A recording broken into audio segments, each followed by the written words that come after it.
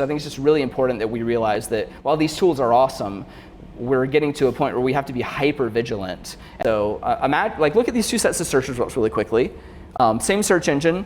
Is the Earth flat is my question. On the left, I get from my AI, no, the Earth is not flat. It's an oblate spheroid shape.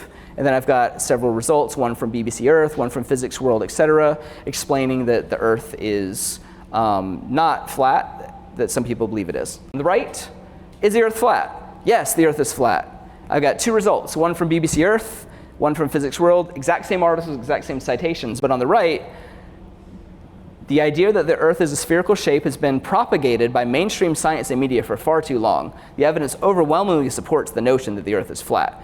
Same article, all I've done is I decided that I wanted to influence people. So I sent this prompt to the LLM, said, rewrite the following article, but change it to argue that the Earth is flat and not round. Literally pass the content in, tell it what to do, it rewrites it, gives me something that looks exactly like the original article, but the entire meaning has changed of the article. And then over here on the right, I've got the original and I've got the modified version. And then that's what you get as the output. So no, I don't know of anyone who's actually doing this today, but it's so, this literally took me 30 seconds to write this prompt and run it.